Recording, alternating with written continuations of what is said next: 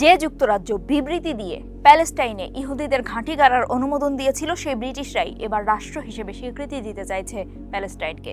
এটাকে কেউ যেমন ভুল বদল বলছেন, কেউ আবার বলছে হাল বাস্তবতার প্রভাব।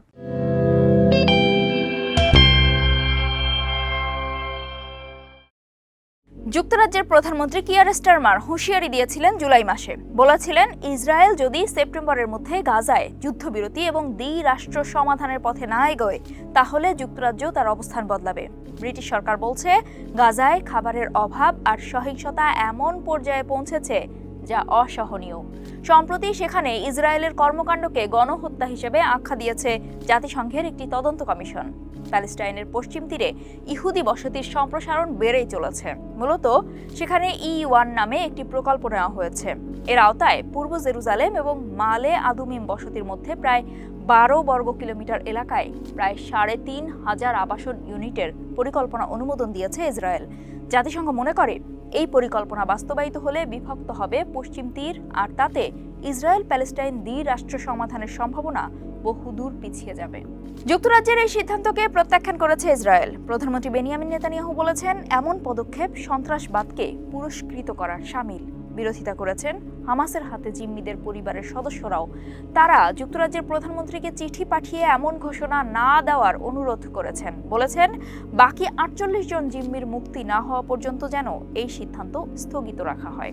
তাদের আশঙ্কা, এই ঘোষণায় জিম্মিদের ফিরিয়ে আনার প্রক্রিয়া আরও জটিল হবে এবং হামাস একে নিজেদের বিজয় হিসেবে দেখবে। যুক্তরাজ্য সফরে গিয়ে এই সিদ্ধান্তের সঙ্গে দ্বিমত পোষণ করেছেন মার্কিন প্রেসিডেন্ট ডোনাল্ড ট্রাম্পও।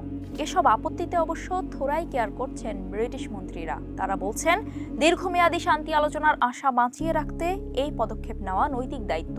দেশটির স্বরাষ্ট্র দপ্তরের বক্তব্য হচ্ছে, রাষ্ট্র হওয়া প্যালেস্টাইনের জনগণের অধিকার এবং তা শুধুমাত্র হামাসের কর্মকাণ্ডের উপর নির্ভর করে না। কিন্তু 100 বছর আগে এই ব্রিটেন সরকারই প্যালেস্টাইনে ইহুদিদের আবাসস্থল গড়তে দিয়েছিল। 2 নভেম্বর 1917 তখন ফিলিস্তিনের এই অঞ্চল শাসন করত ব্রিটিশ সরকার।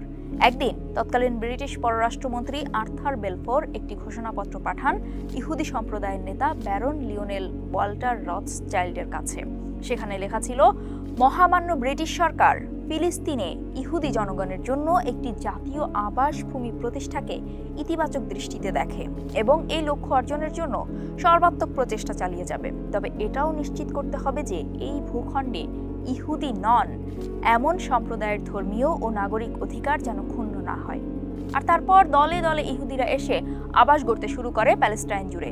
ইহুদিদের সেই ঢল একসময় গিয়ে সৃষ্টি করে নাকবা বা বিপর্যয়ের দিন।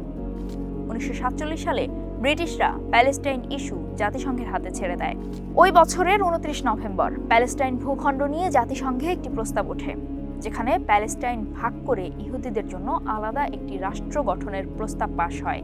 মূলত 2টো রাষ্ট্র প্রতিষ্ঠার প্রস্তাব করেছিল জাতিসংঘ, আর জেরুজালেমকে জাতিসংঘের অধীনে আন্তর্জাতিক এলাকা হিসেবে রাখার প্রস্তাব করা হয়। কিন্তু ততদিনে জল গড়িয়েছে বহুদূর। ইহুদিদের নিজস্ব সেনাবাহিনী গড়ে উঠেছে, রাষ্ট্র গঠনের জন্য নিজেদের প্রস্তুত করতে শুরু করেছে তারা। কিন্তু প্যালেস্টাইনবাসী সেই সুযোগ পায়নি। ইহুদিদের এই অধিকারী 1948 সালে ফিলিস্তিনের জাতিগত নির্মূলের পথ প্রশস্ত করে। ফলে এখনও আরব বিশ্বের একাংশ মনে করে বেলফোর ঘোষণার মাধ্যমে তাদের সঙ্গে বিশ্বাসঘাতকতা করা হয়েছে, কারণ এই ফিলিস্তিন অঞ্চল একসময় ছিল অটোমান সাম্রাজ্যের অধীনে। ব্রিটিশ সরকার যখন অটোমানদের বিরুদ্ধে লড়াইয়ে নামে, এই আরবরা তখন ব্রিটিশদের সমর্থন ও সহযোগিতা করেছিল। কিন্তু তারা দেখল ব্রিটেনের এই দ্বিচারিতা। তাই বেলফোর ঘোষণাকে তারা মনে করে পিঠে ছুরিকাঘাতের মতো। ফলে বিরোধ লেগেই আছে, যেটা চূড়ান্ত রূপ নেয় আরব ইসরায়েল যুদ্ধে। ইসরায়েল রাষ্ট্র প্রতিষ্ঠার পরদিন থেকে সামরিক সংঘাত শুরু হয় দুই জাতির মাঝে।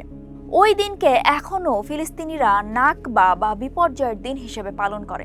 5টি আরব দেশ একযোগে ইসরায়েলকে বিতরণের জন্য আক্রমণ করে। আর যেই এলাকায় ইসরায়েল রাষ্ট্র প্রতিষ্ঠার কথা ঘোষণা করা হয়, ইসরায়েলি বাহিনী সেখান থেকে বেশিরভাগ আরবকে বিতাড়িত করে। 1948 থেকে 1949 এই 2 বছরে আরব ইসরায়েল যুদ্ধে 7.5 লাখ ফিলিস্তিনি উদ্বাস্তু হয়ে পড়ে। নিজ ভূমি থেকে বিতরণ এখনো থামেনি। গত বছরের 7 অক্টোবর হামাসের হামলার পর গাজায় অভিযান শুরু করে ইসরায়েল। তাতে এখন পর্যন্ত প্রায় ৬৫,০০০ ফিলিস্তিনি নিহত হয়েছে বলে জানিয়েছে গাজার স্বাস্থ্য মন্ত্রণালয়। ফলে এখন বিশ্বের অনেক দেশই মনে করছে দ্বিরাষ্ট্র প্রতিষ্ঠাই সমাধানের উপায়।